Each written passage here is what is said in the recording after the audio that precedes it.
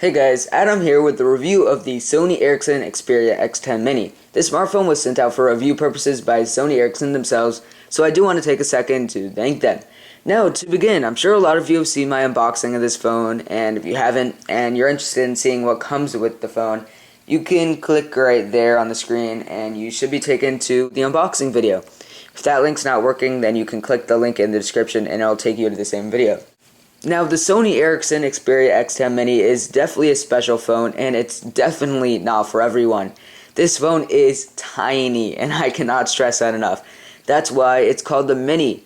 There's actually three versions of the Xperia. There's the normal Xperia, which is simply called the Xperia X10. Now, on the other hand, there's two other phones, like I said. There's this one, the Mini, and then there's a Mini Pro. The Mini Pro has a slide-out QWERTY keyboard, and this one just has a on-screen keyboard, as you see here. No slide-out QWERTY keyboard. For example, this is the smallest smartphone in the world, so it's definitely going to be very tiny, and it's also the smallest Android smartphone in the world. Now, moving over to the specs of this smartphone. This is a GSM-supported phone, and at the moment, it's not available in the United States on any carriers, but it is available in Europe, and you can buy it unlocked in the United States. And unlocked, this phone will work on both AT&T and T-Mobile, but unfortunately this phone does not support the 3G bands for T-Mobile. So if you're looking to use this phone on T-Mobile, you can only use Edge, but on AT&T you can use both Edge and 3G. Now, this phone features a 2.55-inch capacitive touchscreen with a pretty low screen resolution. Unfortunately, the screen resolution is only 240 by 320. Surprisingly, there's actually a 5-megapixel camera on the back with an LED flash. Now, this phone has a 600 megahertz processor, which isn't too bad, definitely not for a phone like this. And also, this phone runs Android 1.6. So yes, it's an Android phone. No, it does not have Froyo. It doesn't even have Eclair, which is Android 2.2 or 2.1. But the good news about this is that Sony Ericsson has stated that before the end of the year, the Xperia line is going to get Android 2.1. So not 2.2, but at least it will have a more updated version than 1.6. Now, moving over to the software. Like I said, this phone runs on Android 1.6, so it's pretty standard Android. Sony did do some customizing to make it work on such a small screen. For example, there's 4 little widgets right here, which you can customize. So for example, you can scroll around different pages. You can set these different widgets here. Unfortunately, you can only have one widget per page because of the size of the screen. Even if the widget is as big as 1 pixel, you still can't have 2 widgets. So like I said, there's 4 little icons here. You can set these shortcuts to any application you like. Here is the Messages application. Let me click into here and add a message. Here's just a test I did right there. Let's back that out. And take a look at the keyboard. So as you see here, this is not a QWERTY keyboard. This is more of a T9 style keyboard. You can either have style tapping where you double click, for example, for B, and it goes to B. And you can also have another method which you basically just guess what the words are. It's pretty accurate. So for example, H-E-L-L-O, hello, my name, I-S, hello, my name is Adam. And there we go. Works perfectly fine most of the time. Sometimes you'll have to go back and edit it. So for example, I just typed in M-A-N. Maybe I don't want man and it got it bad. You can just back up and then choose the correct letter. Maybe I wanted mayo, and there we go. So that's how the keyboard works. Altogether, the keyboard has been fairly usable. It's not the best experience in the world. I do like QWERTY keyboards better than the T9 style keyboards. But you know, there's nothing you can really do with a screen this small. Now, one thing I forgot to mention is when you scroll to the left by taking this little thing here, you get these symbols right there. And if you scroll to the right, you get the numbers. So the next application here is just a dialer right here. So this is how the phone application works. You can dial, then click call, and you can also choose from contacts and all that. So altogether, the sound quality has been pretty good. Sony Ericsson is definitely known for their phones having great sound quality, and this is definitely no exception. It's been pretty good sound quality, can't complain. Next, let's exit out and go into the third icon I have there, which is the browser. So here we go, this is the browser. And like I said, this phone has a pretty low screen resolution, and the browser is where you'll see it the most. Some parts of the browser, when you're looking at different pictures or even loading different pages, you can definitely take a sense of how the screen resolution is affecting your web browsing experience. So for example, let's go to youtube.com. So here we go. This is the youtube.com page, and as you can see here, it's a really small section of it. It loads like this on purpose because the screen is really small and the screen resolution is not great. So if I zoom out all the way,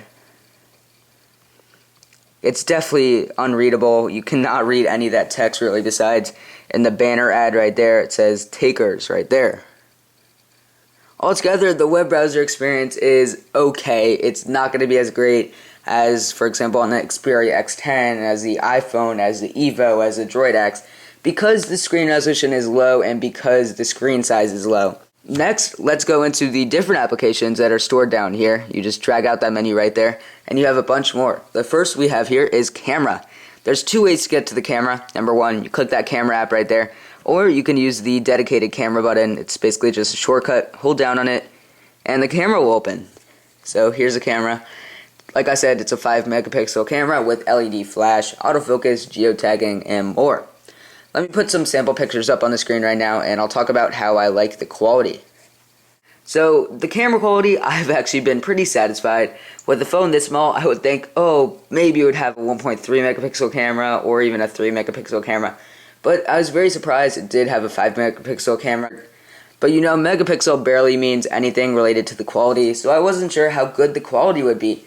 And surprisingly, the quality's been pretty good. I have not been disappointed with it. As you see here with the pictures on board, it's not bad.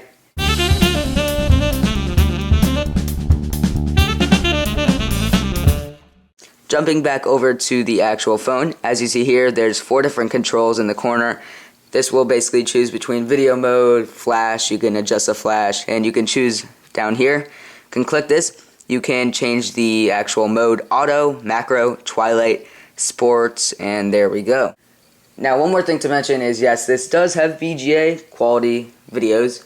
Not the best quality in the world, of course, it's only VGA, not HD, so nothing too surprising there. Quality isn't great. So, yes, this is Android, so yes, it does have the Android market.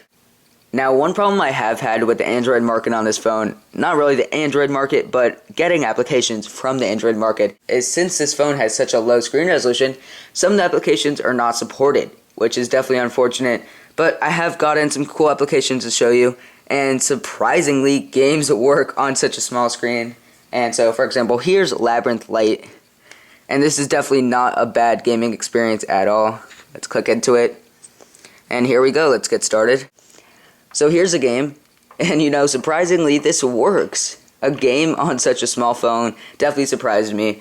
And a lot of things surprised me about this phone. I was just assuming when I got this phone, it's going to be decent, it's not going to be the best phone in the world. But altogether, this is basically just a real smartphone and a smaller body with a little bit of a worse processor and a little bit less RAM. It does have 128 megabytes of RAM. So next, let's take a look at the YouTube application. This comes preloaded with the smartphone. So here we are inside the YouTube app, and let's click into, for example, Dear Ryan, Makeup Guru. This is by a really funny YouTuber, Niga Higa. I'm going to be teaching you how to beat makeup. But before we do that, you see these wrinkles? You see these bags? Well, we don't need either of these. So there we go. That's how the video quality is, and surprisingly, it's not bad at all. It's very usable. So the last application I want to show is called Timescape. Timescape is a widget I have right here, and you can also access it in the settings menu, and it's stored right there. Timescape is basically an integration between Twitter, Facebook, text messages, missed calls, and emails. So here we are inside Timescape. I don't have Facebook connected due to security reasons. I just disconnected it for the video. But here's Twitter. If you want to follow me, twitter.com/AdamFromYT. Link in the description. But anyways, here's Timescape. Basically, you can scroll up and down, and you can see all of your recent tweets. You can refresh using this in the bottom right corner. For example, if you want to add a contact, so here is a tweet by Smosh Ian, I can click, and I can add that contact. So also, if I want to click down here, I can actually write a status for Twitter in this case. I can click Edit Status right there, and I can add it right there. You can also click here and you can adjust the different settings for Timescape. And so there we go, guys. That's the software on the phone. You know, it's Android 1.6.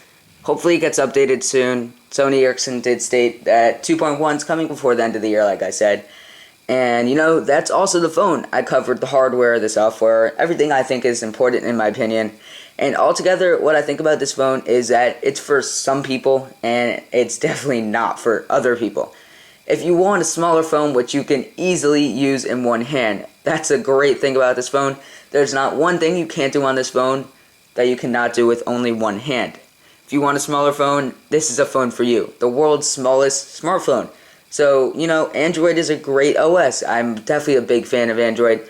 And so this phone is no exception. Android is great on this phone. Now, this phone is not for someone who's a person who's going to be multitasking and using powerful applications, going on the email client and browser a lot. But altogether, guys, that's the Xperia X10 Mini. If you have any further questions, make sure to leave them in the comments section below. Thanks a lot for watching.